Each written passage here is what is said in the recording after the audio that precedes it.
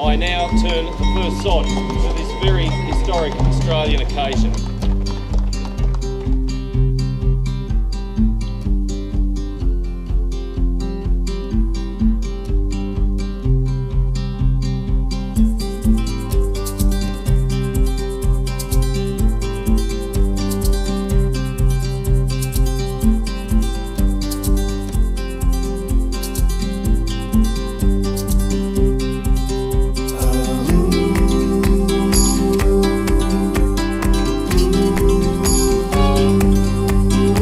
This is a community that's worked its way through droughts, through the fires, and now COVID-19. And so when you're able to spend over $100 million like we have in that community and the region around it, it makes a real difference.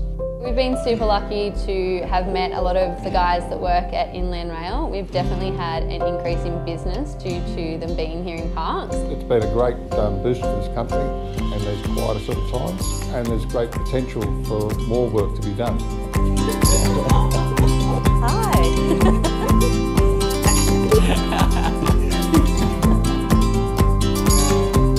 I enjoy the work and I enjoy the challenge of this job, and I just think it's one of the greatest things that's happened for Australia, and it's pretty pleasing to be a part of it. This is a very momentous occasion, certainly a great day for the nation going forward.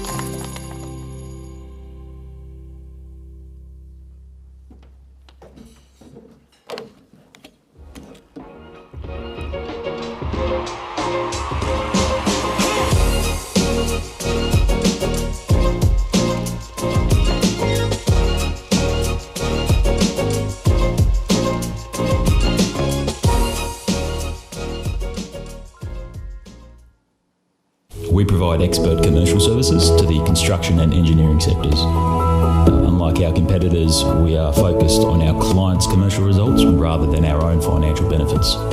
We are Queensland-based, affordable, and our services are founded on precise analysis and pragmatic advice.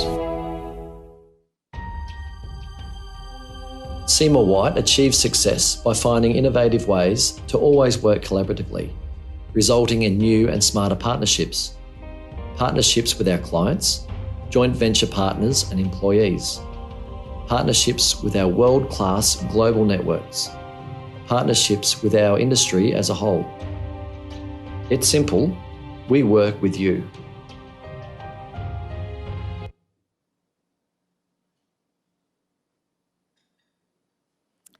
And good morning. My name is Madonna King, and on behalf of the Queensland Major Contractors Association and the Infrastructure Association of Queensland, welcome both here in this room and from wherever you are joining us this morning.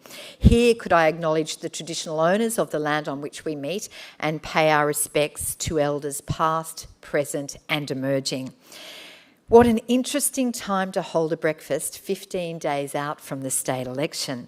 But it's been an interesting time all year round, with COVID-19 changing our work practices and our economic outlook, our priorities, and certainly how debt is being perceived. It used to be a dirty word.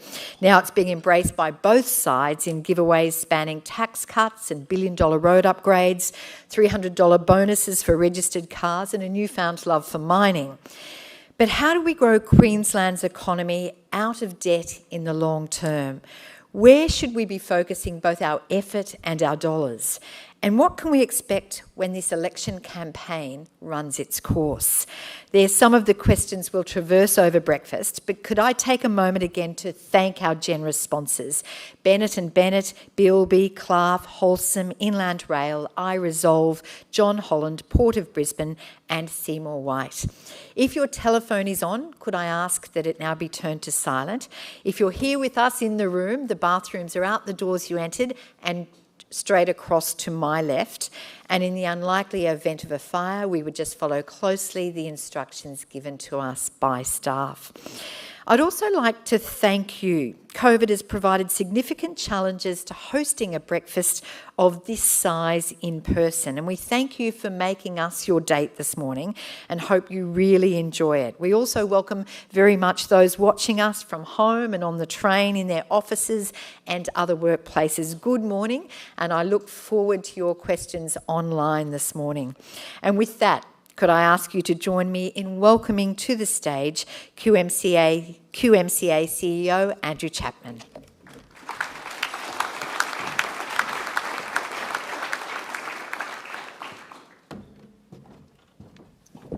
Thanks, Madonna, and welcome everyone in the room and who are online as well.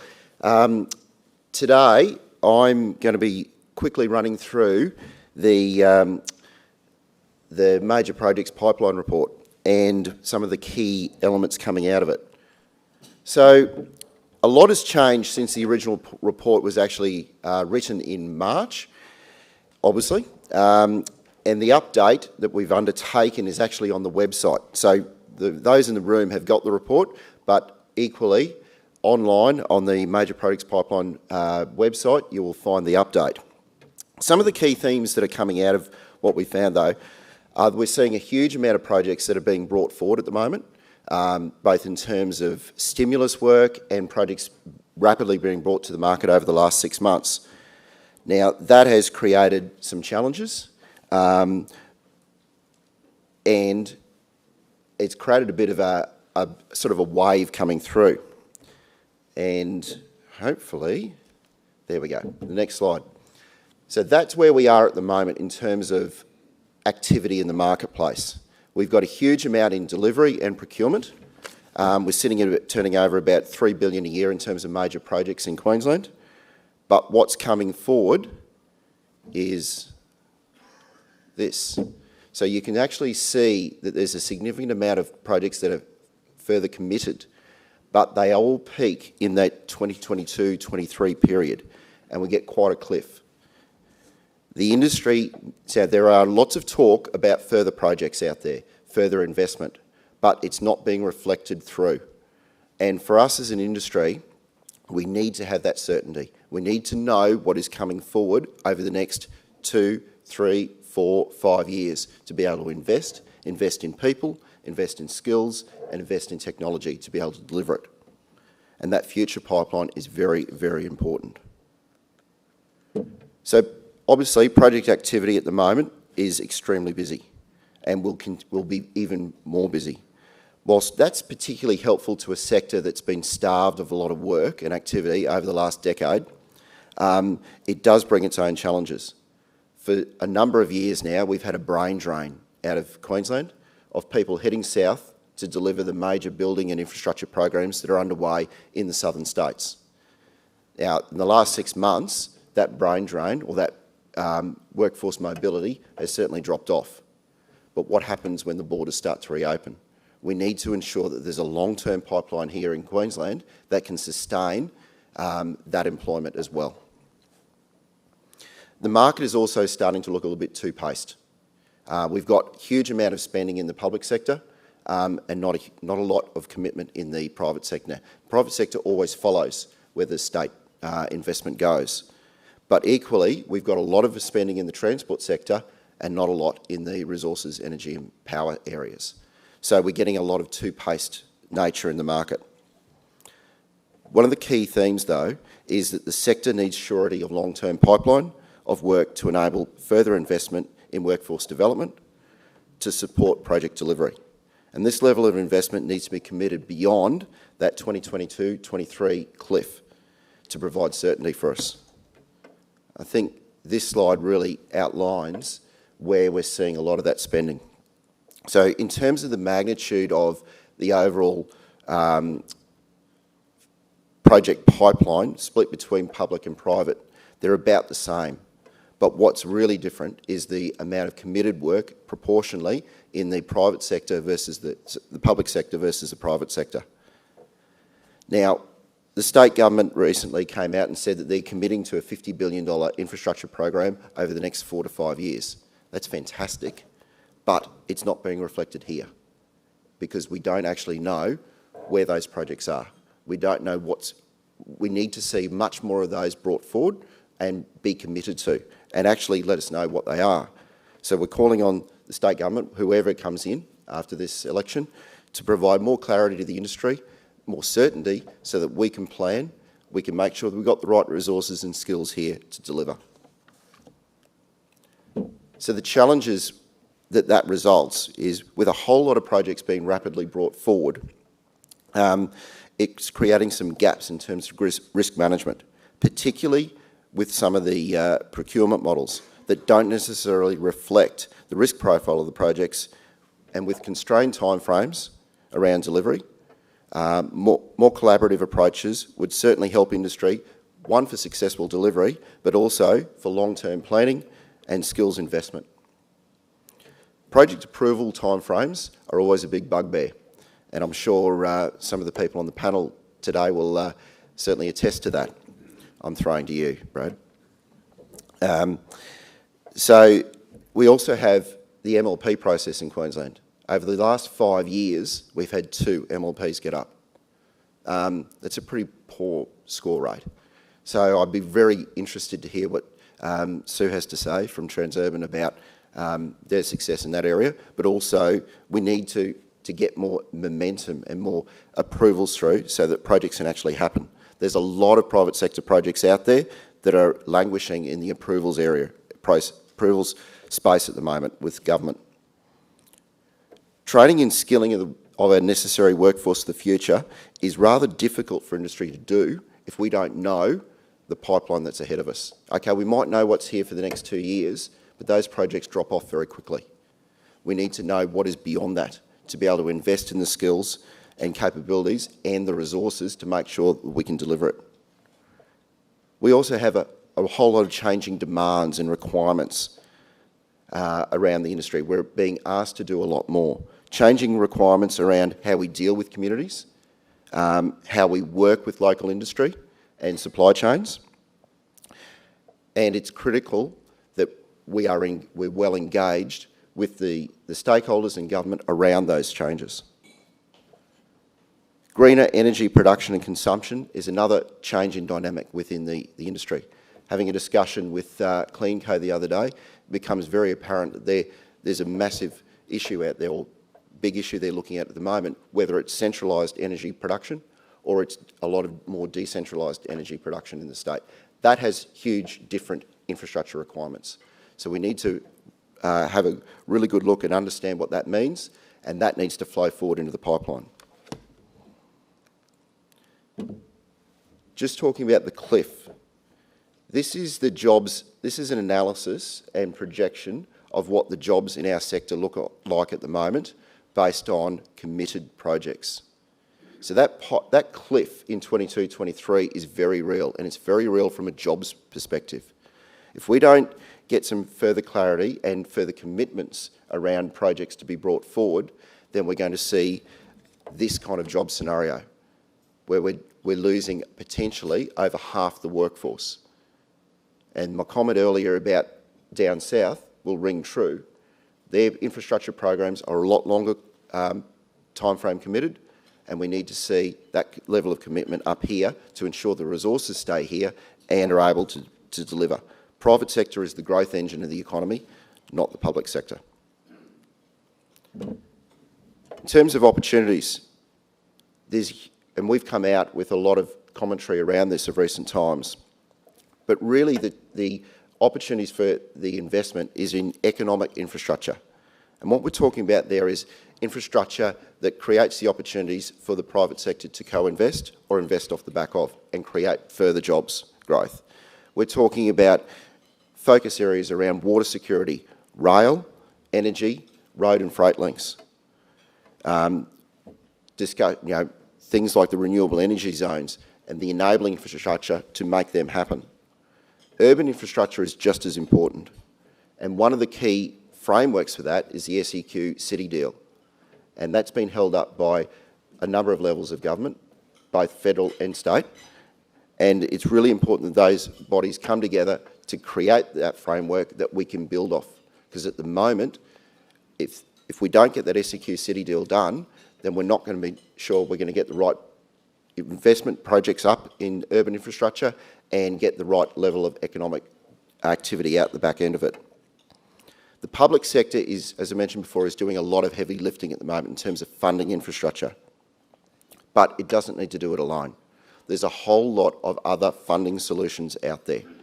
Asset recycling, that might be a dirty word to some, private operating leases, PPPs, they should all be part of the conversation and be part of the mix. In addition, there's private sector co-investment. So recently, DTMR and Stockland agreed to co-invest $35 million each in the Bells Creek Arterial up on the Sunshine Coast, on the basis that would bring forward a whole lot of economic development in the southern part of the Sunshine Coast. Those kind of solutions and ideas are the things that we'd like to see develop more. Equally, as Madonna pointed out, debt. There is good debt and there's bad debt. Good debt is where we invest in infrastructure for the future. Interest rates are really low. Here's the perfect opportunity to actually invest more money in debt in good economic infrastructure, because it pays back threefold. It pays back threefold in terms of the economic activity and the jobs it continues to sustain and create.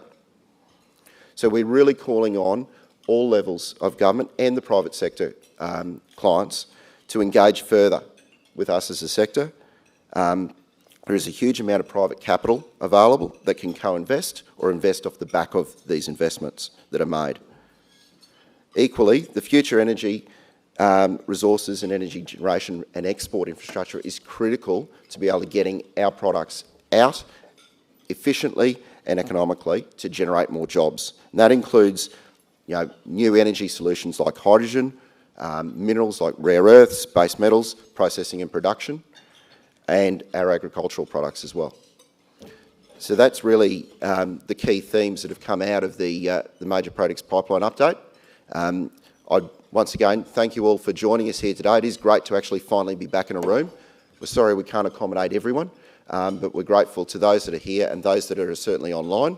I'd commend you to go online, have a look at the website, have a look at the pipeline update and use it for your own business. And I'm really looking forward to hearing from Scott Smith with regards to faster rail opportunities and the panel as we discuss the infrastructure challenges and needs in Queensland over the next decade.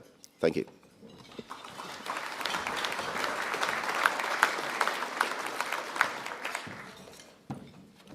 Thanks, Andrew. So many issues there, and I look forward to discussing some of those with our panel in a short while. I wonder, just looking at those graphs that Andrew showed, how we get a bigger share of the defence pie spending. Remember, you too can put a question to our panel, and I encourage you to do that, both here and if you are listening to us remotely. But now let's enjoy the company of those we are with, and I'll be back with you shortly. Thank you.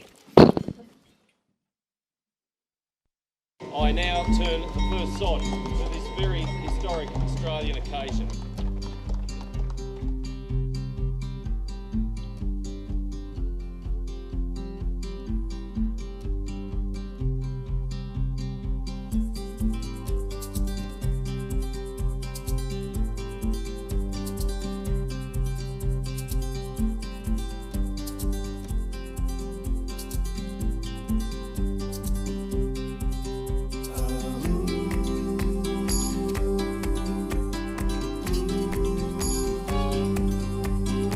This is a community that's worked its way through droughts, through the fires, and now COVID-19. And so when you're able to spend over $100 million like we have in that community and the region around it, it makes a real difference. We've been super lucky to have met a lot of the guys that work at Inland Rail. We've definitely had an increase in business due to them being here in Parks. It's been a great boost for this company, and there's quieter sort of times, and there's great potential for more work to be done. Hi.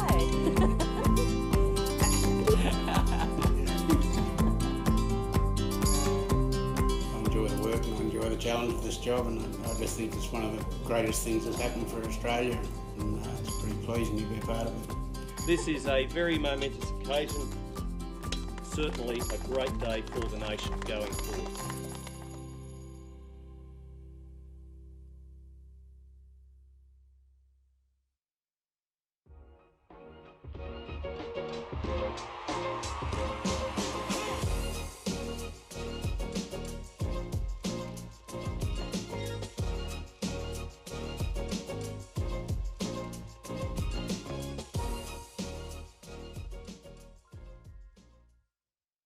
We provide expert commercial services to the construction and engineering sectors.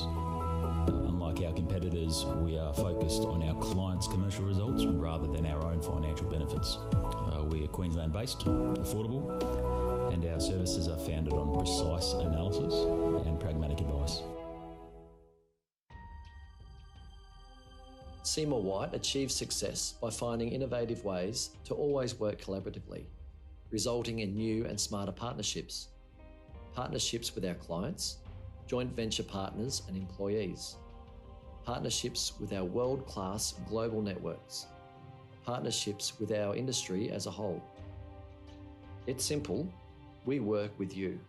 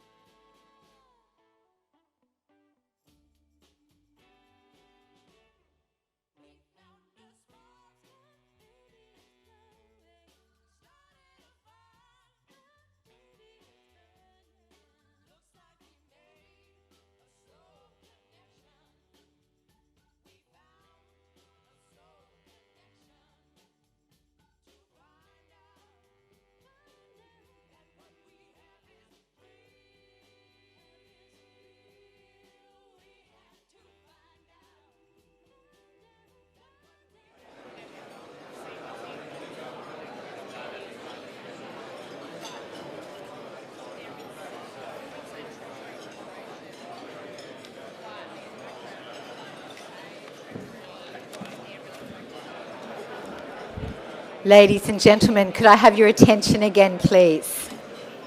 Thank you. Thank you. And I hope you're enjoying mixing with real people in a real room with real food. Elsewhere, I hope you're enjoying the morning. And our panel discussion is coming up shortly. But first, Scott Smith was appointed CEO of the Council of Mayors almost 3 years ago. That followed 2 decades of experience in senior roles across the local government sector. Scott's presentation today is focused on topical infrastructure needs, and that promises to be interesting given the Council of Mayors' role in transport planning, the SEQ City Deal commitment, and its work towards the 2032 Olympic Games bid. Ladies and gentlemen, please join me in welcoming Scott Smith. Thank you.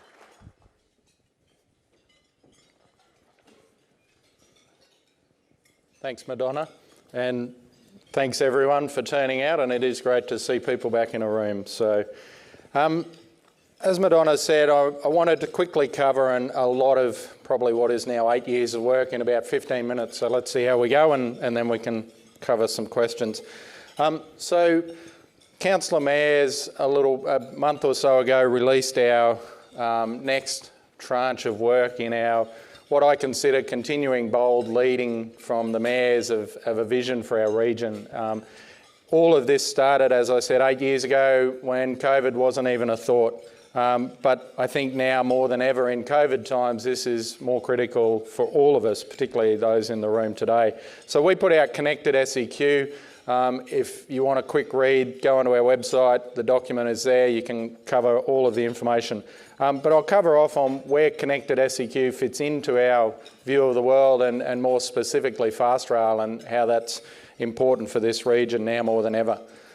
So a number of years ago, 8 years ago, we kicked off on a journey and last year we launched probably the last piece of this puzzle and then Connected SEQ as the final piece and as an update. But these 3 game-changing initiatives, as I said, have been in the pipeline for a while and they're really important. And as we go around and talk to people and people reflect on a lot of the successes we've had, a number of people suggest that, you know, we've been very lucky in getting support for our various initiatives. But this diagram shows that it's not about luck, it's about having a well thought out plan and a group of local government leaders having a bold vision that sets out as government to try and change the way that this region thinks and works. And we started that by launching our People Mass Movement study last year. City Deals we kicked off about 8 years ago, but you know, last year we launched our People Mass Movement study, which is a comprehensive view of what we needed over the next 20 years to deal with the challenges and to get a plan for connecting this region up. But obviously if we have a plan but no way of delivering it, that's not very useful. So at the same time, we brought to fruition a couple of months after that the federal government's commitment to an SEQ City Deal. And I could spend a lot of time on the deal, I won't, but suffice to say it's still there, it's still more important than ever, and we appreciate industry's support on getting that going. And hopefully post-election, definitely post-election, we'll be back on pushing for that and getting that locked in. And as we all know with governments, and we're part of that, you know, it's great to have a plan and a way of delivering it, but if there's not a deadline, it often gets pushed off to the next term or the next term. So, you know, learning from the Commonwealth Games, we pushed forward with the idea of probably our boldest vision, which was to put a path forward to what was at the time 28 Olympics, but now 2032 Olympics for South East Queensland. And again, I could spend a lot of time talking about that, but just in the context of it, you know, that's now more important than ever. I think as everyone comes out of the darkness of COVID, having a light at the end of it that's not an oncoming train, but is an actual, you know, something to look forward to, that we think that's critical. And right now isn't the time to talk about it while people are losing jobs and suffering, but, you know, very soon we are going to need that light. And 2032, and if we look at the cliff that Andrew's pointed there, you know, that helps us rise over that cliff and push forward to 2032. So that's a very important part of it. But why do we keep looking at this and why, apart from the visionary part, do we start trying to push for Fast Rail? And this diagram, among others, shows us why. And I know I'm preaching to the converted, but the numbers don't lie. This region is growing and probably post-pandemic will grow even more as we go back to that surge of Victorians wanting to come to live in Queensland. And that'll put more pressure on us. And I know people think that working from home will change this and people won't want to come into their offices, but I'm not sure about you, but I think the human interaction will drive us to that, as I see people wanting to come back here today. And the reality of our region is, and the beauty of these numbers is that we know what our future looks like today in 2041, and it's Sydney. And if we look at Sydney today, the number of people living in the Greater Sydney region, Blue Mountains up to the North Coast down to the south, is what our number of people will be in 2041.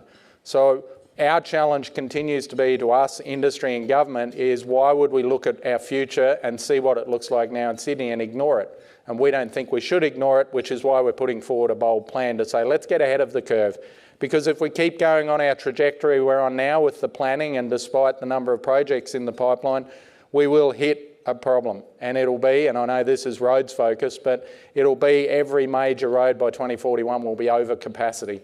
And I think we all know what that looks like.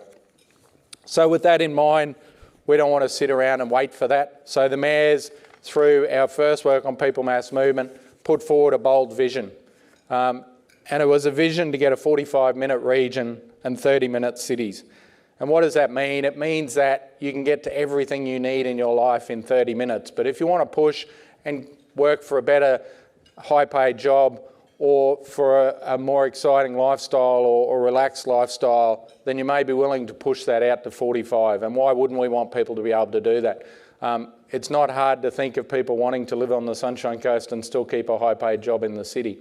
I've not found anyone that rejects that idea. So, for us, it was all about that. Now, this diagram is not about the CBD. It's not about everyone coming into Brisbane. It's about the concept of if I can get from the Sunshine Coast to the CBD in 45 minutes, or from Toowoomba to the CBD in 45 minutes, or Gold Coast in less than 45 minutes, then I can go anywhere in between. I could work in Caboolture and live on the Sunshine Coast, or live in Caboolture.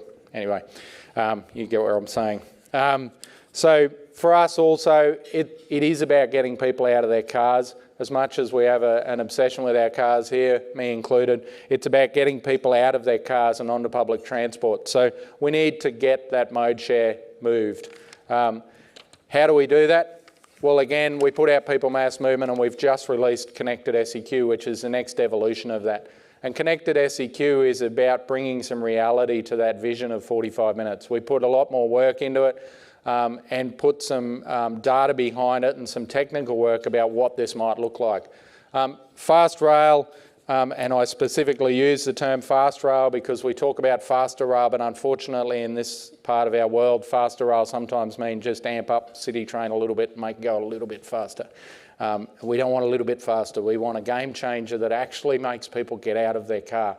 If you think about sitting in Maroochydore and waiting with your car keys, do I get in the car or do I drive, and you check Google Maps and it's going to be an hour and a half on a train, you're going to take the risk and you're going to get in the car and you're going to drive. So this is about a game changer, and I'll talk about what the numbers look like. But again, this isn't about an isolated case of fast rail sitting by itself. This has to be part of a connected network, and we've seen this. If you've travelled around the world, you see this all the time. People get out of an airport, they go onto a fast rail, they get onto a metro and they go to their hotel, and they don't touch a hire car. We come to SEQ, we make our tourists that are used to that in their home state or country get out, go and find the hire car, work out how to drive on the other side of the road, travel down, deal with all of that, and they say, why bother? So we need to change that, and we need to make it easier, and we need to integrate all of these things so that we can go across modes. So it's not just about fast rail, it's about connecting into all the other pieces.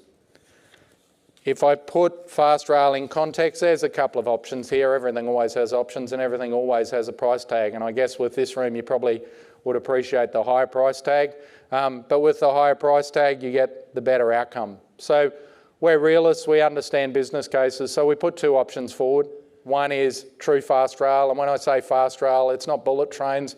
So unfortunately, whenever our federal colleagues talk about the high-speed rail down the East Coast, my team and I cringe a little bit because we get the bullet train come on the Courier Mail. It's not about high-speed rail. We know that doesn't work in our context. This is about normal fast rail that works in every other part of the modern world, where there's a two-tier system for urban trips and one for regional trips. And You know, I used to work in London, and I lived in an inner suburb of London and took the tube every day, and the people that lived on the east coast of England could get to work quicker than I could. And it's that sort of concept, the two-tier system.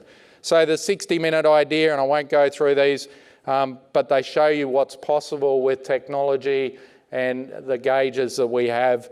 And the number that we've put on that at the moment is 16.9 billion, which some people cringe at. I'm sure you get excited by. You know, that's a 20-year number. So over 20 years, that's not a bad number to look at if you think about what that does to our region and the change to our economy and how that changes the way that this region operates.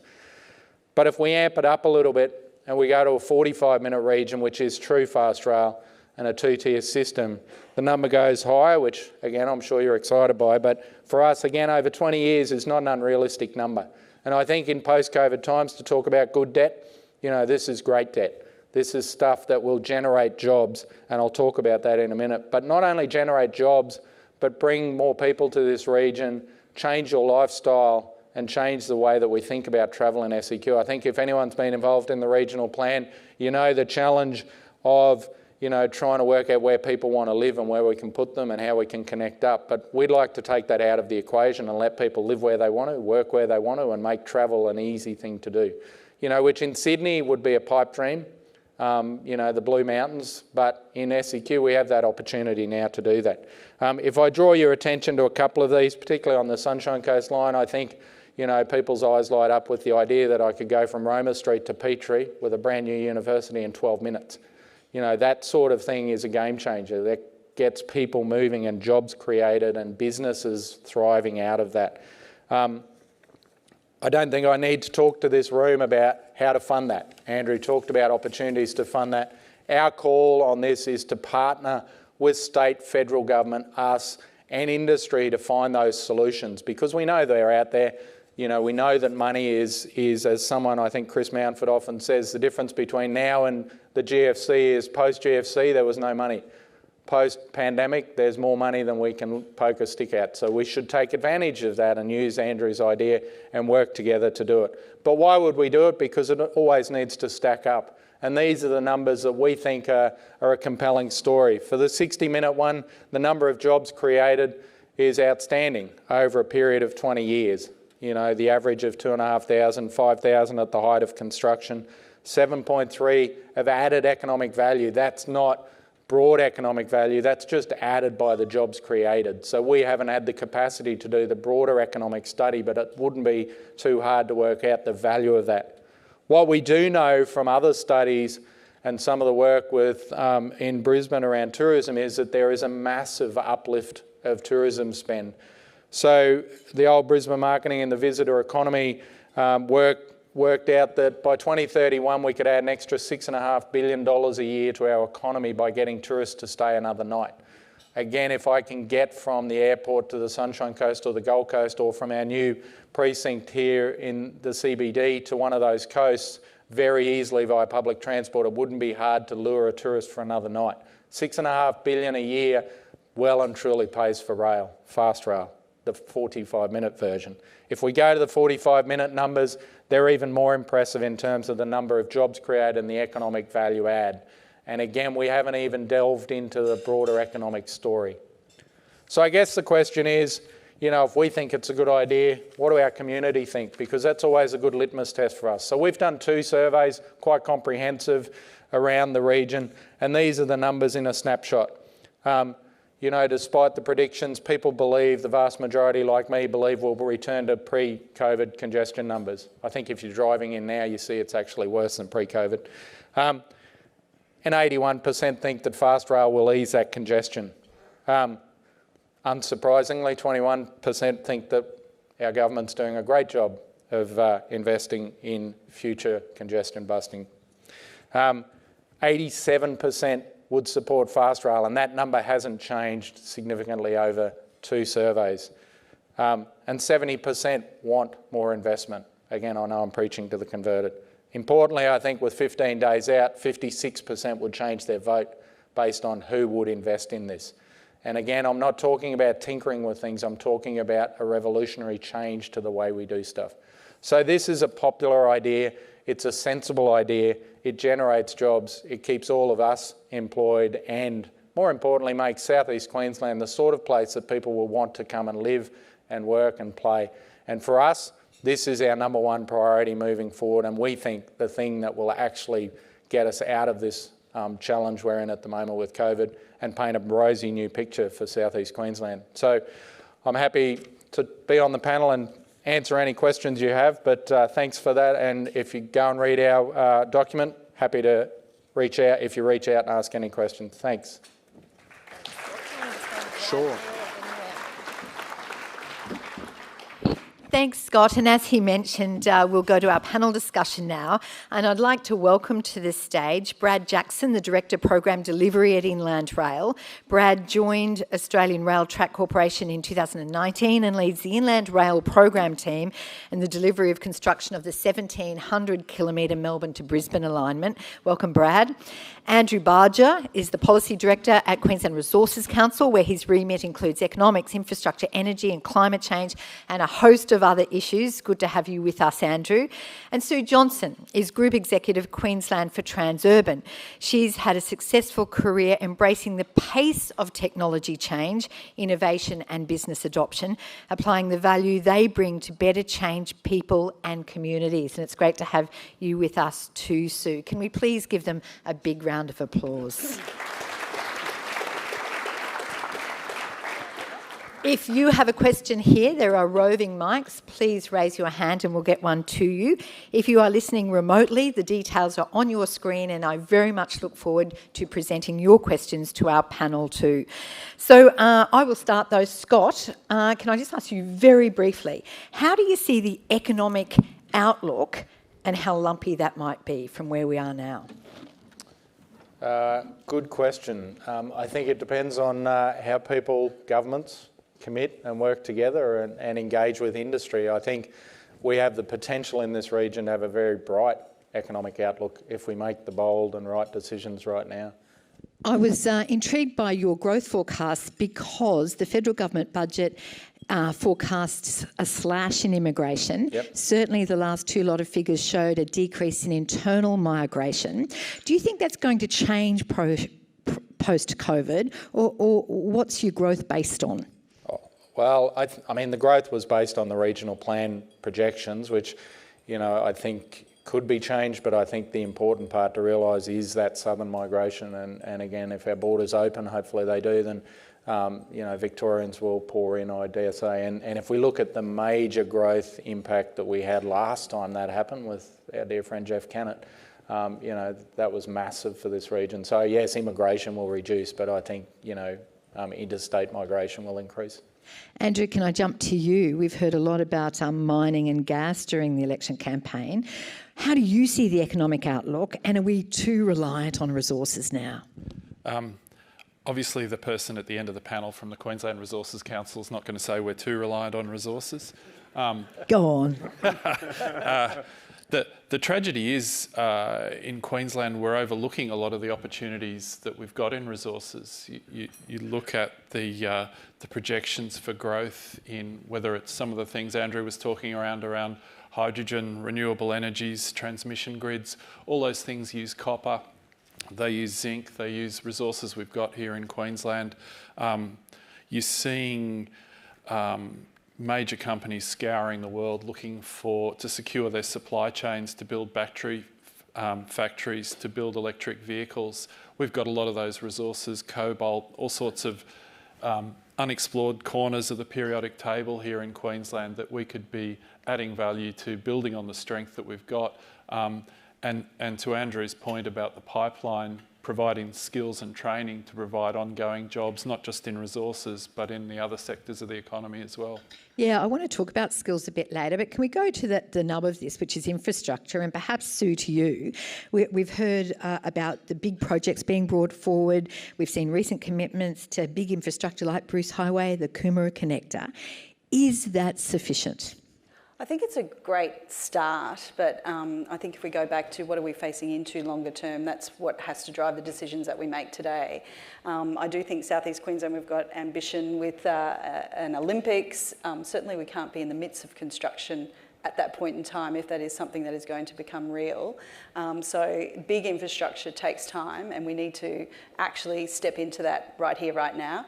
I do think, obviously, a lot of our assumptions are based on this phenomenal growth. Queensland, southeast Queensland is pitched to outstrip Sydney and Melbourne longer term from a growth perspective, and so we need to understand what that means, and then what do we want this city to be, or this region to look like in the future, and actually get on with the projects. So supporting definitely rail. We have to look at the transport ecosystem, so rail is essential, and that's coming from a roads person. Some obviously significant road projects need to start as soon as possible, and all of this will actually help us as we come through a COVID world as well. I think that we haven't seen the impacts yet, and they are coming, and so to get ahead of that, and particularly job creation and the like, is really, really essential. I was a little bit surprised at Scott's graph showing that the public believe pre-COVID congestion will come back pretty quickly. Sue, from your point of view, certainly people's work travel patterns have changed. Do you see that as a temporary change? Yeah, it's interesting. I think it is the question of the day. So twofold, I think. One, we're actually seeing in southeast Queensland, traffic has bounced back really quickly. So we're close to pre-COVID numbers now. We have obviously a couple of factors that'll turn the dial and get us back, which will be the airports naturally opening, and then also borders opening will really get us back. So I think that the numbers tell us that we will be bouncing back to that pretty quickly. So that's in front of us in a moment. I think, what was the other part of the question?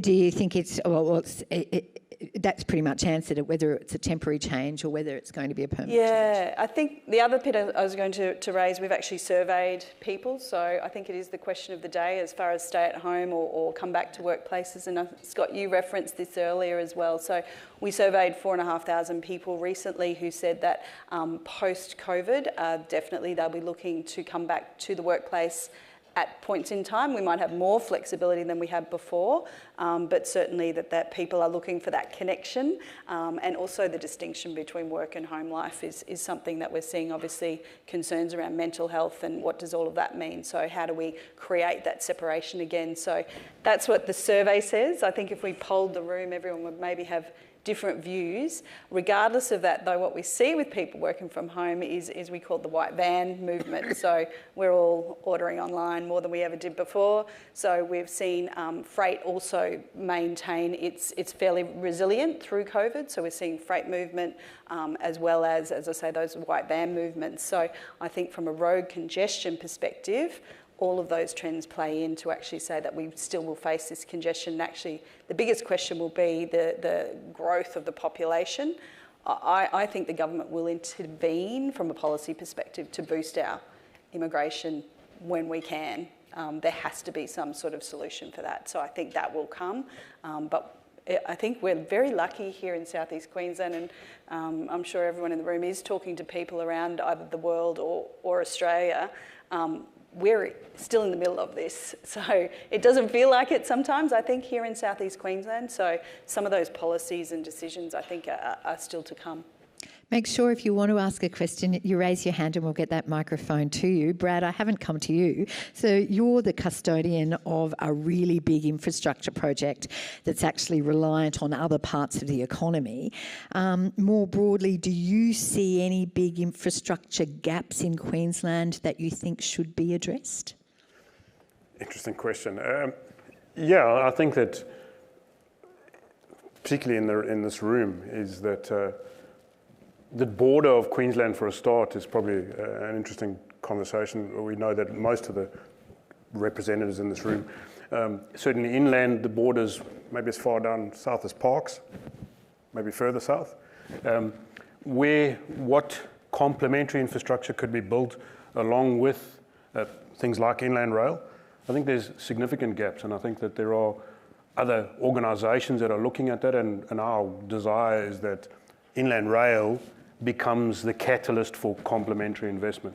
Scott spoke about it earlier, and Andrew's mentioned the issue with debt, and I think what's incumbent on us now is to make the bold decisions and make sure we're making the decisions with good debt.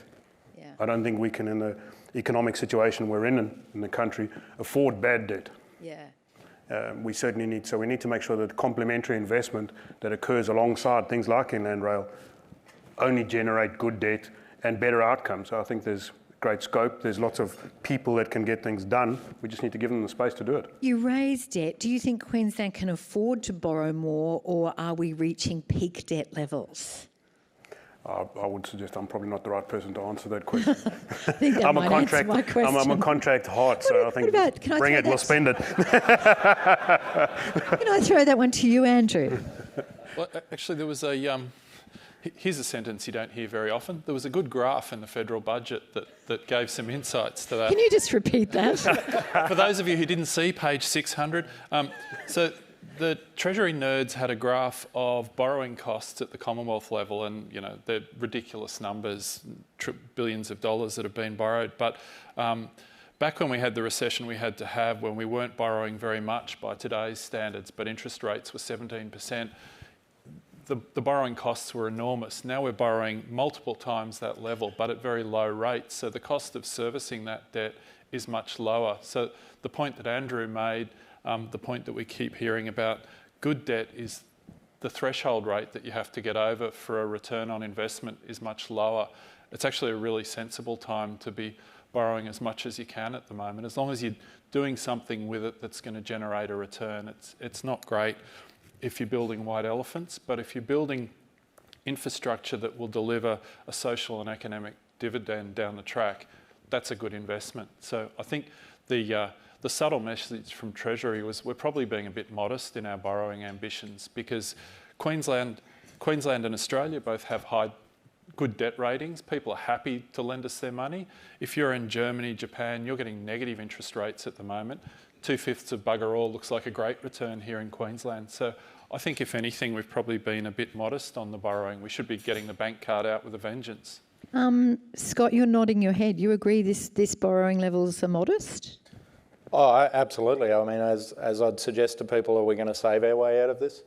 If I look at the Great Depression, the Story Bridge got built, the Hoover Dam got built, Snowy Mountain schemes, you're not saving your way out of this. Yeah. Record low interest rates, we're crazy if we don't. Yeah. But good debt. Yeah. Did you want to say something, Brad? No, Sue? I agree. I think it's important that good debt is the key. I think I agree. Debt is cheap at the moment, so absolutely it's the right way forward and no choice. But I do think that what we see here in Queensland is an opportunity to unleash and open up the private sector. So I think that and that was, loved the presentation that came earlier from Scott, it is an opportunity as well. So I think it's actually both, and what we're not seeing at the moment is that opening up of the private sector funding where we could actually be doing more. So we could have more jobs enacted and we could have more infrastructure being built ahead of some of those, ambitious deadlines that we're providing ourselves, which is a 2032 Olympics, and there is the need. And so good projects can be done, and the private sector is willing and able. And a lot of the private sector, when we say that, is actually a lot of our super funds. And so it's actually the people of Australia that would benefit from the returns of those investments as well. So I do think that what we see is some of our big super funds. So Transurban Queensland, we're actually Australian Super have 25% of that as well. But a lot of the super funds are looking overseas, or historically have been looking overseas, to invest their money and get the returns that they need for all of us. And so we can provide that opportunity for Queensland investments, and certainly firsthand, I'm well aware of the fact that they're very keen to keep investing here in this market. Andrew Chapman mentioned asset recycling earlier, and each time we get together in a room like this becomes a real issue. And Scott, can I go to you on this? Because I'm just wondering, do we talk about it each year, or what is the argument you think that could convince either side of government, either side of politics, that it's worth recycling assets to fund new infrastructure? Thanks. I'll try not to be a politician, because I'm not. But I think look, from our mayor's point of view, when we looked at the Olympics, what we didn't do, and we went through many local government election cycles, and not once around the table was it a conversation of, should we stop talking about the Olympics because there's an election coming up? That just doesn't factor into it, and I think that's our challenge now, is for the other tiers of government to do the same thing and say, you know, this may not be the popular thing for an election, but it's the right thing to do. So I would challenge our incoming state government and then our federal government at the next election cycle to think bigger and not an election cycle. I'm not having a go at you, but it's easy to say that, isn't it? This morning we've got Anastasia Palaszczuk actually trying to buy back what Anna Bligh sold. Yeah, of course. And so it becomes down to a public thing, and this reflects a question online, and thank you for this question, and I'll go to you, but then I'd like to ask Sue the same question. It's the community that's opposed to it. How do we get the community on board for asset recycling? I think by having a mature conversation with them about why this is the case, and not the emotional political conversation, and without wading into the state election, buying back an asset in Rockhampton, is that based on good, sound reasoning or based on marginality of that area? So you tell me. I don't know. I haven't looked at the margins in Rockhampton. It's not in SEQ, but I guess I'd suggest that, you know, we've got to stop thinking like that and educate and have a mature conversation with the electorate about why this is important. You know, it's very easy for people to be flippant about, we don't want asset recycling, and, you know, I think we need to be mature about that and explain why, you know. Because debt used to be something we couldn't talk about in an election campaign. Absolutely. Now it is a non-issue. Sue, reflecting that question online, how do you think we could get the community on board? I think you have to start with, what do we want to be? So what do we want either South East Queensland to be or the state of Queensland to be? And then how are we going to get there from an economic policy perspective? And so I think we talk about we want to be a global city. I think that's coming anyway if we look at the numbers. So as Scott, I always talk about we're in 15 years we're going to have the same population as Melbourne has today, whereas you talked Sydney in 20 years. So regardless, we're saying we are moving to becoming a global city. And so how do global cities handle the population that they have and make sure that their cities are livable? And that is something that we hang on to so near and dear here in South East Queensland, or Queensland overall. And apologies, I keep talking about South East Queensland. We have a massive state that we're all in, and we need to be making sure that it is the best place to live. And so what is it that we're trying to achieve? And I always talk, I've come back, I'm Queenslander born and bred, went away for 20 years and came back, and for me, 3 children, I want my children to think that they can stay here for university, they can stay here for a job and a meaningful career and all of those sort of things. So if these are the things that we want for the state of Queensland, then we have to think, well, what are the economic policies that support that and will get us there? And I think the challenge too that the government has is that the population is so skewed to the southeast that you have to think, well, how do you manage to that? Because we need to support the regions as well. And so some of those things mean that you can cycle your money and government funding, perhaps by concentrating investment from the private sector here in the southeast where the population will be, and user pays and all of those things. That's what global cities, that's how they run.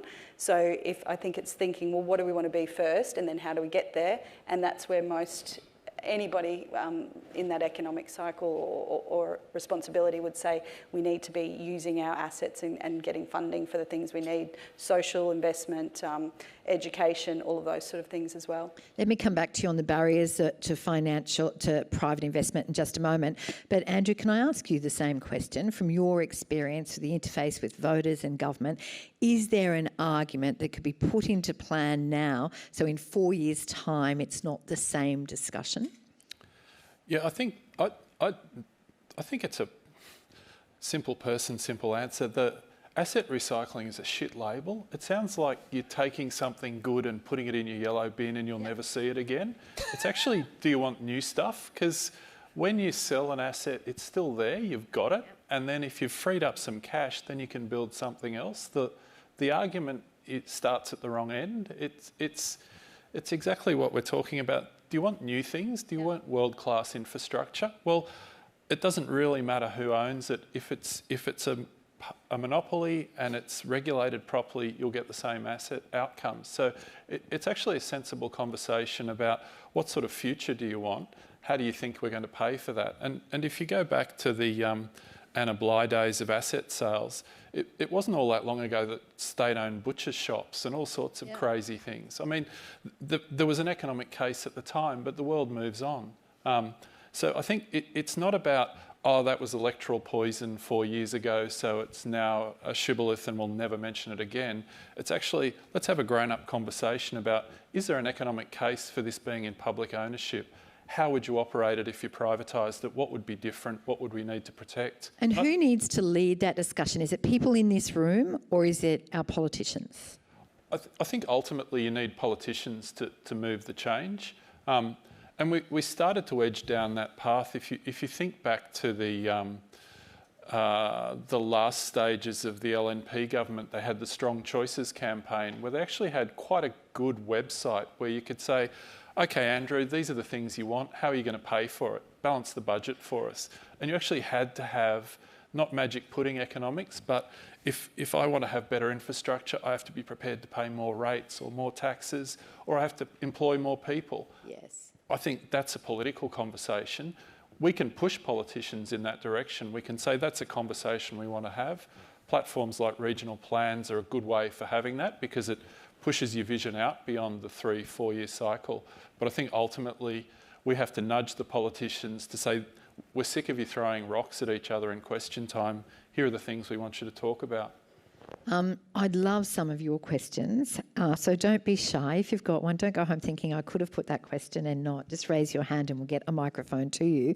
There are a couple of online questions relating to barriers to private sector funding. Can I go to Brad and then Sue perhaps on this? What barriers do you see to more private sector funding of infrastructure in Queensland? I think that the important for private sector funding is a return on the investment.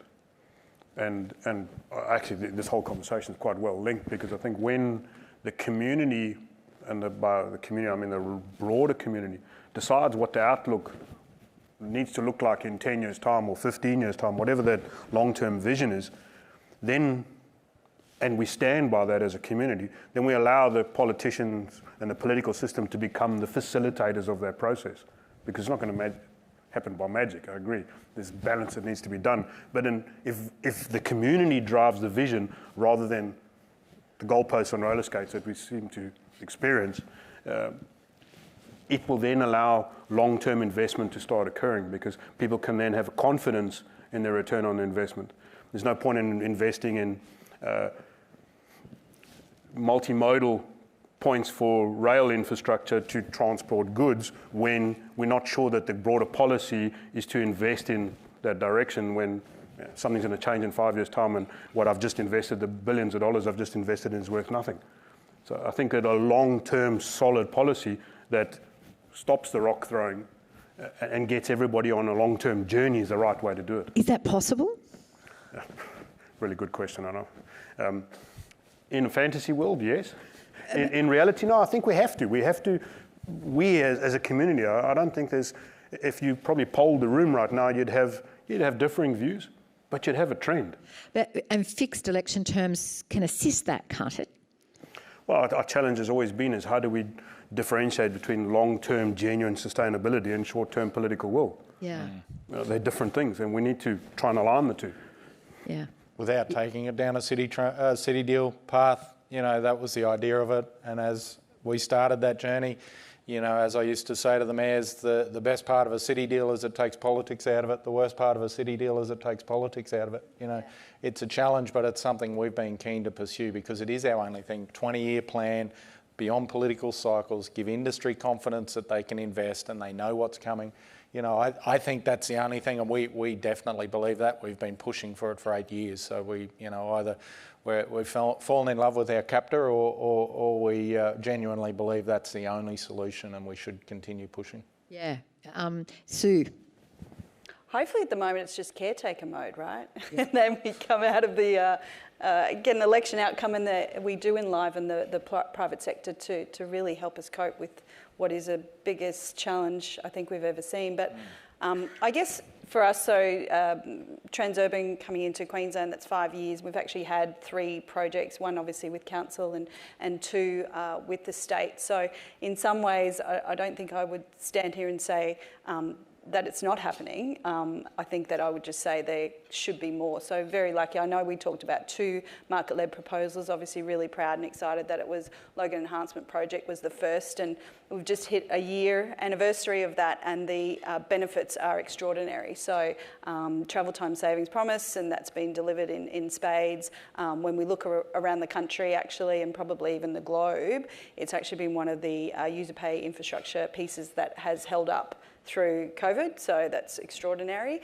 and is continuing to grow. It has enlivened, I guess, the Logan region, so there's a lot of people who are very happy with industry and the expansion there. Freight community are really happy, so I think it is absolutely possible. I do, I guess, say that can we move these things faster, and can we be creative and innovative together, which is obviously government, private sector, to make these things come to market as quickly as possible. So caretaker mode is over. There's a new government. What is the thing that you want them to do? I think the engagement, and then the upfront engagement and the open-mindedness to solutions. So big projects will have big problems that you have to overcome. That's the nature of them. But equally, they come with a lot of really clever people who are happy to be innovative, to engage with the community. So again, you know, Scott's talking about you've engaged with the community. All of us do that and want to do that. And I think if I reflect on, again, that project of Logan Enhancement Project had community concerns, and we worked with the community and solved them. So now it's a win all round. And I think it's that type of attitude to resolution as quickly as possible that needs to permeate through political, private, bureaucracy to really say, let's get this done. But I do think we've got an imperative. Again, we come back to, you know, we're sitting here together, this is unique, but that the imperative is this COVID impact. And we've got a lot of programs out there supporting a lot of people. We know those jobs are going every day. There is another company that has had to make really, you know, hard messaging and really hard decisions. So we need to swing the curve back and start creating employment. Andrew, can I ask you about the Queensland Resources Council are old hands when it comes to trying to work out the best way to engage with the community? Thank you. Probably because we've done it so badly in so many different ways for so many years. No, look, I think that the point, nobody's capable of alienating their community quite as well as a multinational mining or gas company. But there's lessons in that, isn't there, for people in this room? And some of them take a long time to learn those lessons too. But look, I think you're right. The message about consultation, people don't like surprises, and they don't like being told what's going to happen without understanding the mechanism. So whether that's a discussion around a smelter or a refinery and the outlook for jobs and the energy costs, or whether it's about dust levels in a town, water prices, whatever the issue is, people are much more willing to accept your decision if they understand the reasons for it and if they feel they've had a chance to have a say. So that local consultation process is exactly true of the state government. And when you look at the last 15 years, the worst decisions we've had out of state governments have been panicked or thought bubbled or not informed by stakeholders. Here's some clever fix that I'm going to slap through, and we've got legislative amendments that are available for 3 hours before it's passed. That's when you get wobbly governments with roller skates and goalposts. So a proper consultation process takes time, and that's useful because you sharpen up your arguments. If you're trying to sell infrastructure that's hopeless or a project that doesn't make sense, Queenslanders will tell you. So I think that consultation message, regardless of what the next government looks like, the first thing they should say is, yes, we've got a mandate to govern, but we don't know what we should be doing. We're going to come and sit down and talk to stakeholders about what the future looks like, because that's the way to avoid snap decisions, which are generally bad. Yeah. Andrew, you're going to be brave and go first. We've got one here and then one at the back. Thank you. Okay, I'll kick it off. Sue, I might start with you first, and then I do have another one for Brad. Contractors, okay. Okay, it's actually not about contracting. Okay. Let's get to And the I should call out question. CBD, fantastic job on Logan. So There you go, CBD, hear that? inner city bypass, all good. So on the MLP side of things, you were the first to get one up in Queensland. That obviously was fairly quick based on your experience in New South Wales and Victoria. Where do you see from a road freight perspective to go and do another one of those in Queensland? Obviously not on an asset that you have already. Sue. Yeah, we get asked that all the time, and I always say it's really simple if you just look, where's congestion? So I think you, again, Scott showed a slide to say congestion exists. I think the thing that we look at here is where does federal funding come in? So obviously we do have federal funding opportunities, and certainly applaud the government every time they snap when that's on offer. I think that makes good sense. But where can those tri-party arrangements come into play? So we do see federal, state and private sector combine in other states. So some of the road solutions that we need may be an opportunity there. So I'm not going to directly answer your question. I say in Southeast Queensland, if you are looking at congestion, it's to the north, it's to the south, and it's to the west. I mean, it's they're pretty clear challenges that we have. And so for all of those, there are innovative solutions. Often there's really some fantastic technology solutions at play as well. So we are a huge proponent for smart motorways and using technology to manage congestion. And so putting that infrastructure in play is really, really important, and will put us, obviously, set us up for the future. So when the private sector comes in, certainly when we come in, we are very, very focused on putting technology at play. So I think that is something that should be at play north, south, west. We are equally in our investor presentations, we're pretty open to say that we are facing into needing to widen Gateway and Logan. So that is coming in this decade. And again, if you know that's linked to the growth of this region. So that one's probably a little easier for us to have those conversations around what does that look like. The other thing that we've also, and I actually think it's been an IAQ presentation, we've been at the table and stood up and presented about some of the solutions we see and we run in the US with express lanes and alike. So we're sort of moving from that intra-region to inter-region, and that's definitely what we see here in Southeast Queensland. You know, as we say, everyone wants to, you said, let's all live on the Sunshine Coast. I would love that. But how do you then get to work? So because of the length of that challenge, Toowoomba, Gold Coast, Sunshine Coast, there are other solutions that you could consider here as well, which would play very well Australian first, such as express lanes and alike, which again, we've presented those concepts, and something that we are always plugging for consideration, which again is using technology to manage congestion. So nothing specific other than we liked the list. Or I liked the list that was shown, and I think there's opportunity, and it's all about being, I think, open to different solutions. So Priscilla and I were actually talking earlier, it's not that there's one answer, and I think that's the challenge sometimes, is the options are just so great. How do you have that workshop, collaborative discussion to say that you could do this in so many ways, what will work, and let's get there so that we can deliver the outcome. So I'm optimistic there's a lot of work available here, and particularly facing into the population that we think is going to come to Thanks, Sue. I'll come back to you in just a moment. Andrew, let's go to the question up the back. Thanks, sir.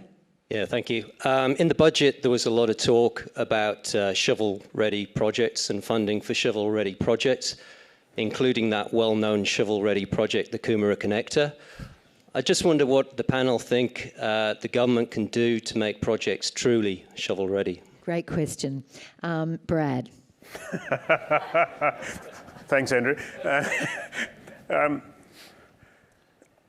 Somebody asked me earlier, we were chatting about if I could wave a magic wand, what would I change? And the first reaction would be to get consistent standards between the states. Nobody goes, wow. Particularly in the rail industry, we're busy dealing with Queensland, New South Wales and Victoria. And the challenges in the different regulations, different standards, different approval mechanisms is incredibly complex. And what we're actually trying to build between the two fences is not particularly difficult. It's what's outside the fences that is really a big challenge for us. So what else apart from the different state consistency? we've got 37 councils along the alignment, and the difference in maturity of the councils, what the councils were like, the expectations, is a real challenge for us. It's easy for, if we went out, and I think I'm repeating myself from previous presentations here, but if we went out to those regional communities and said, here's a target for local employment, there's nobody in this room that couldn't achieve it. Yeah. It's the mechanism and how you achieve it and what it leaves behind that's the real challenge. And I think that how do we speed up the process to actually make a difference in those communities, make a difference with getting teams out there that leave a positive legacy. Yeah. It's really easy for the construction industry to leave burning husks behind. Yeah, we've done what we needed to tick, and we walk away and the community is left staggering. And Scott, it's very easy for a politician to say it's a shovel-ready project too, Sure. isn't it? So how would you answer that question? I'd probably change the question, and sorry, in this room, I know biased view, but I'd expand our definition and look for shovel-worthy projects as well as shovel-ready, because the problem with shovel-ready is, and again, sorry, but it's a small part of an industry that's a massive part missing out, and there's industry parts that are bleeding at the moment because people are obsessed with a shovel.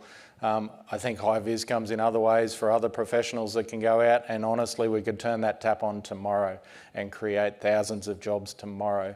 I think shovel-ready is a problem because we all know in government processes that takes a long time, and by, unfortunately, politicians being obsessed with shovels, we're missing a massive opportunity. So I'd change it to let's broaden the definition. Andrew, I can see you wanting to respond. Oh, no, sorry, I hate shovel-ready. I think any time you hear yourself start to say shovel-ready, hit yourself in the face with the shovel, because if the project was shovel-ready, why weren't you already digging? That's the conversation we need to have, is if it was a good project, get cracking. Don't wait 4 years till somebody needs to take their photo. But it gets Off the you go. headlines, doesn't it? Yeah, but I think what would be a more interesting conversation would be to say, this project's been parked for a long time. We're now hitting the go button because capital's cheap, or because our demand profile's changed, or actually have a sensible conversation about why it is that it's now ready. Because if it was a good project, pin back your ears, go. Yeah. Okay, a question from the Seymour Whyte table. Yeah, Tony Perkovic. I guess my question is, we've talked about requiring a step change in population, or we're getting a step change in population growth. So what gives us the step change in the funding of that? Is it a requirement to win the Olympics bid, or is it that the government will say, or governments will say, yep, it's pretty cheap to borrow, or is it an acceptance of market-led proposals? What's the trigger to do that? Yeah, the impetus for that, Scott? I think perversely it's COVID. We were planning, and we put that plan together without COVID, and we think it was a solid plan to get governments to spend record low interest rates, but COVID is the thing. I think if we can direct our politicians to not necessarily spend like drunken sailors, but put a little bit of effort into focusing it, money's going to come, and let's target it to where it is again. I'd like to look back on COVID and have a positive legacy, and not just go, there's a lot of wonderful park upgrades or roundabouts or footpaths, and I'm not against them, that's good local government stuff, but let's actually look for the really big legacy. Thank you. Great question. Thanks for your answer. Online from Jared. Thank you. Can the panel share their thoughts on the question of equitable risk share between public and private, and this equation being a barrier or an enabler to private investment in public sector projects? Brad? All the good ones, Brad. Yeah, I can see all the contractors looking up. Equitable risk share is always an interesting conversation. And I can remember sitting in, when I come from a contractor's background, and sitting with one of the leaders of teams delivering projects and saying, well, when do owners of risk take accountability for transferring that risk to contractors? Yeah. And the answer I got was, yeah, you're 100% right. But every time I dangle the bait out there, one of you idiots takes it. And talking about contractors. And I think that is unfortunately the market we've been in for a long time, where a lot of the pricing for contracting has been a race to the bottom line. And that generates people taking punts. And I think that equitable risk share is an easy upfront conversation. Yes. It's a different conversation when the risk is materialised. everybody is happy to take a punt if it never occurs. So it's a very difficult esoteric conversation when you're not talking about something that's real. We need to make sure that what we do is put the right mechanisms in place that the risk is shared and effectively owned by the person or the entity that's best placed to manage and derive the best outcome. We can't manage all the risks. It's not fair to just in my view, not fair to give all the risk to one person and say, good luck. Sue, anything to add? I was going to say briefly? It's $1 million or $1 billion question, whichever project you're on. But I think that it's interesting to me because it's quite a united industry, and I'll narrow it, but obviously broaden to rail and obviously different sectors as well. So we're all united on what we want to do and we want to do more. And then this is definitely the sticking point that needs to be worked through. And I'd love to say that I have the answer here. I mean, there are people in this room with a wealth of knowledge and global knowledge with different models and alike. And it is something that is being actively worked through. That nobody wants conflict, nobody wants claims, nobody wants what is at the end of some large projects or throughout projects. So how do we work together to resolve that? I don't have the answer, but that is definitely something that we all need to work on, because again, if I take it out of that minutiae and step it up, we all want to be doing the large projects. We all want to be advancing Australia in these ways, and Queensland. So we have to solve for this. And I don't have. If I had the answer, I guess I would have put it on the table, and looked to the room to help us resolve and work through this one. Andrew, you've had a few easy questions from our online community. How vital is a shift towards a green economy, or has the last year reduced that as a priority? Oh, great question. Enormously important. I think we will probably, if you look back even a decade, you'd be surprised how much of a transformation's already occurred. I think the challenge for that transition to a low carbon, low emission economy is the vocal proponents of it like to pitch it as a very binary state in terms of it's a switch you flick overnight, bang, you're in utopia and we're all living in tree houses. The reality is a bit more messy. You have to deal with the legacy of the infrastructure, the economy, the training base that we've got, and that's a more it can still move quite quickly, but it's a more managerial process of seeing that transition drive through. But you look at some of the announcements that have come out in the last 6 months with BHP's done a deal with CleanCo. That their coking coal mines will be 50% powered by renewable energy.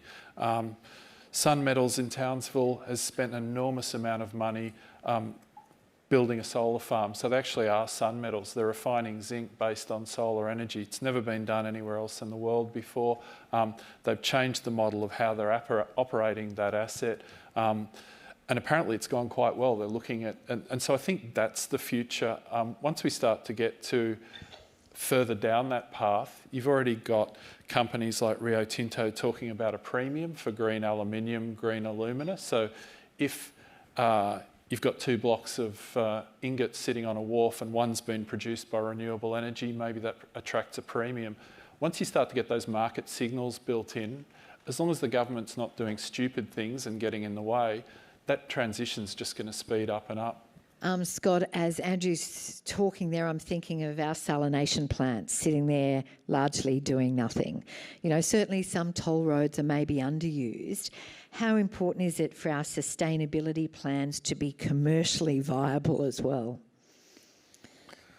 Yeah, desalination, thanks. It's being used because we're running out of water. Look, I think it's important, but some of these things like water is difficult, right? Like if you just looked at that economically. Yeah. How do we all go when we run out of water at home? So, there's got to be a balance as government to keep society going, but try and do it sustainably. And, it is a challenge that we all face. We've invested heavily in sustainable energy in Queensland, I think. What more do you think we should do? Not sure that I'm the right person to answer that, to be honest. Anyone? Yeah. Sorry, Seymour. There you go. Yeah. Throw myself under the bus. A hydrogen bus. I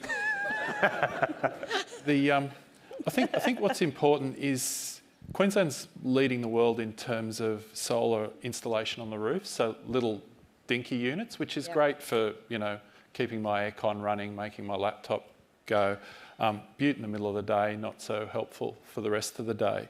So during the week, we saw the International Energy Agency release the World Energy Outlook, which is, you know, global 20-year look forward. But one of the messages they called out is transmission. Once you start to get distributed energy becoming more and more important, which is what we're already seeing in the Queensland economy, you need much more transmission to move those electrons around and smooth it out. We've seen in the last couple of weeks, Powerlink's announced they're going to invest in a synchronous condenser, which is basically just a whiz-bang spinning thing that helps smooth out electricity supply. The beauty of that is that it's a centralised bit of kit so that they can then lease the stabilising services. So if I'm a solar farm in Mackay or Townsville, I don't have to build a small bit of expensive capital at my site. I can hire the services when I need them from Powerlink, so that stabilising the network is being centralised in a very clever way that works well with the economics of those renewable energy plants. So you're shifting a cost from a capital upfront cost to being a fee for service when they're generating revenue. I think that's a really smart move. You skipped the last one, Scott, so let me put this one to you. Thanks. You know, for people in this room, what's the incentive actually to spend money in an area where the electorate is not marginal? The greater good, because it's the right thing to do and because we need to do it. I mean, I think that's the nirvana for everyone, right? That we actually spend money where it needs to be spent for the best outcome. I mean, you know, I'm biased, we're in SEQ, where since the federal election we've been the pariah of the electorate and overlooked, despite, you know, covering 70% of the population and 70% of the economic output, you know. So I think that's a challenge for us, because by politicising areas and marginal seats, we're missing out on opportunities that ultimately will deliver better outcomes for everyone. You know, I mean, again, for my North Queensland colleagues, if SEQ fires up, then the whole state fires up, because we fund a hell of a lot of it. And I know that's an unpopular conversation in North Queensland, but it's the reality. And I think politicians need to be brave and move beyond that. So you mentioned technology a little bit earlier. Can I just come back to that? Do we know what skills we need looking forward 5 and 10 years? And what's the impact of the domination of very large projects? Does it stop small firms innovating and growing, do you think?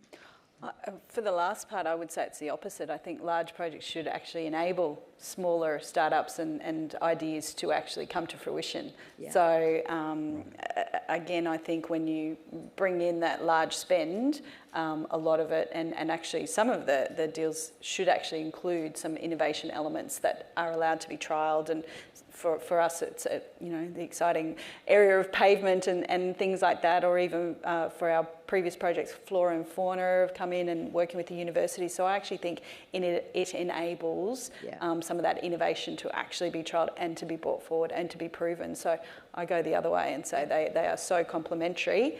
We should go for it. What we need for the future, I think that is a tough one in a way. I think that we do have an idea of what skills we need to be building out. And again, I think when you bring in the private sector, does that allow government money to be spent on that education part of the economy to again provide that cycle, which is positive for us all.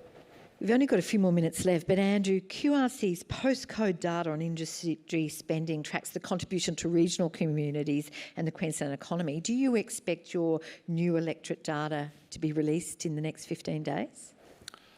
I hope so, otherwise I might be kind of poking around on LinkedIn for a new job about the 1st of November. Yeah, no, we've done, so it's a financial year collection process, so we've got the data from our companies and we're just frantically crunching the data. So the intention is that we will have that available so that before you go to the ballot box, you've got the latest information on your electorate about how many resource jobs there are in that electorate, how many small businesses are supported, how much spending is running through your electorate, and that's a really useful way to focus the mind of candidates.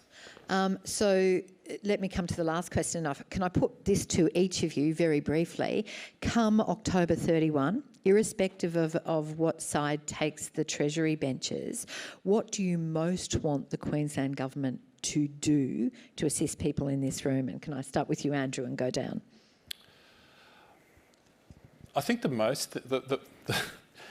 it sounds trite, but it's actually quite serious. The thing I most want them to do is take a deep breath.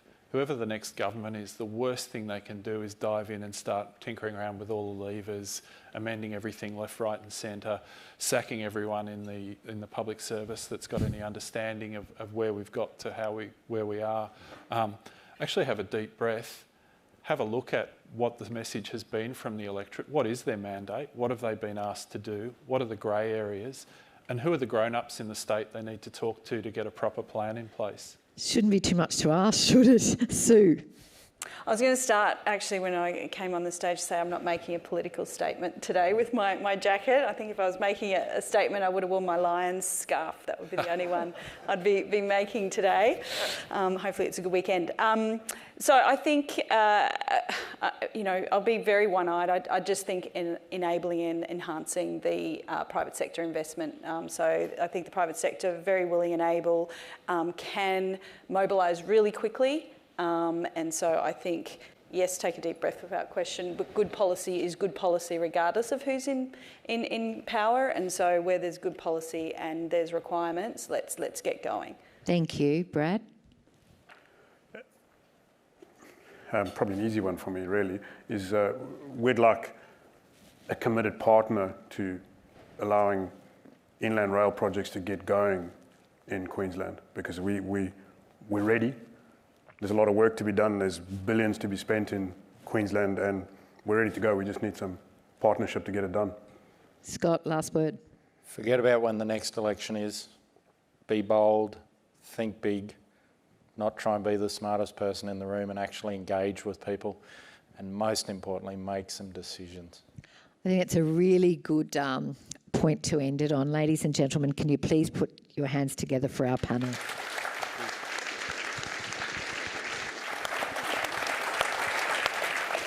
And perhaps to make sense of all of this and send us on our way, please welcome IAQ Chair John Kirkwood.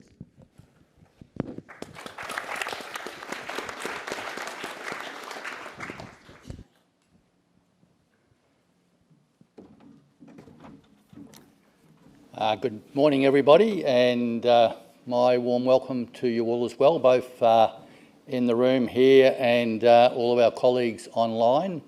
Really appreciate that we've had such a large turnout, both virtual and in person. It's great to see, and I think, like a number have commented, really wonderful to get people back together again, because ultimately our industry does a very good job of that, I believe, and today's a small step, I think, in a very meaningful return to doing that way more often.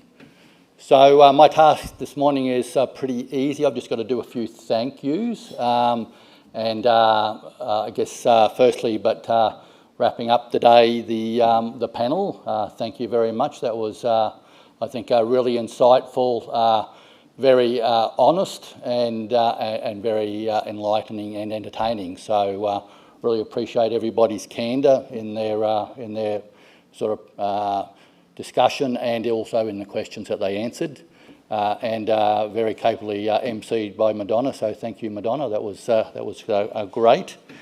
Also, like to thank all of our sponsors, and I will list them all out because absolutely vital to events like today to have sponsors, and we really appreciate the fact that they have helped to make this event possible. So I will read them all. Bennett and Bennett, Bielby, Clough, Holcim, Inland Rail, iResolve, Port of Brisbane, Seymour Whyte, John Holland and BMD. So really appreciate their sponsorship and their commitment to our industry.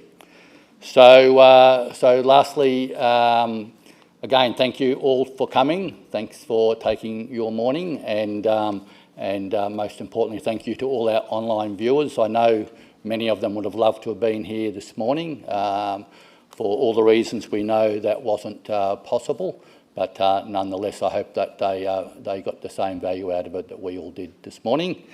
And very lastly, picking up on Sue's point, have a great weekend, go the Lions and go the Wallabies, and enjoy. Thank you. For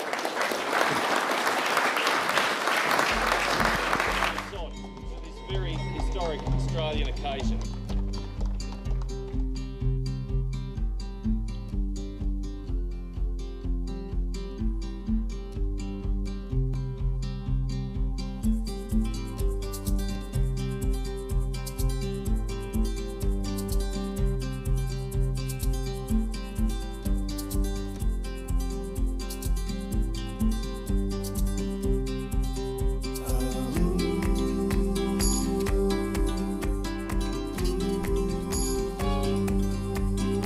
This is a community that's worked its way through droughts, through the fires, and now COVID-19.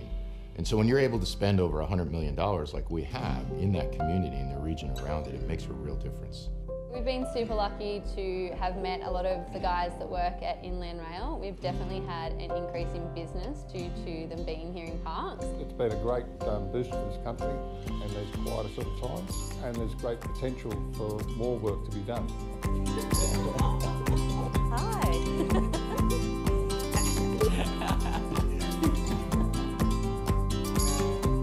I enjoy the work and I enjoy the challenge of this job, and I just think it's one of the greatest things that's happened for Australia, and it's pretty pleasing to be a part of it. This is a very momentous occasion, certainly a great day for the nation going forward.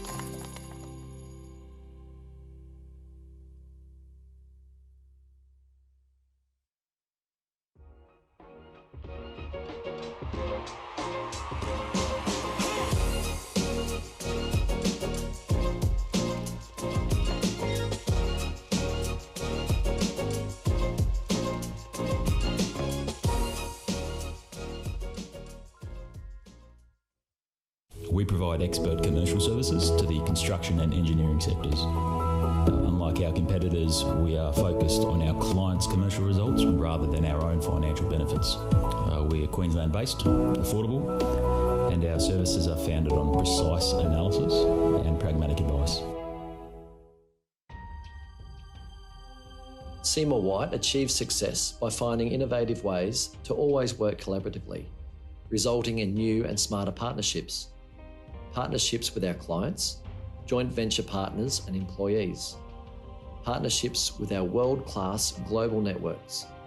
Partnerships with our industry as a whole. It's simple, we work with you.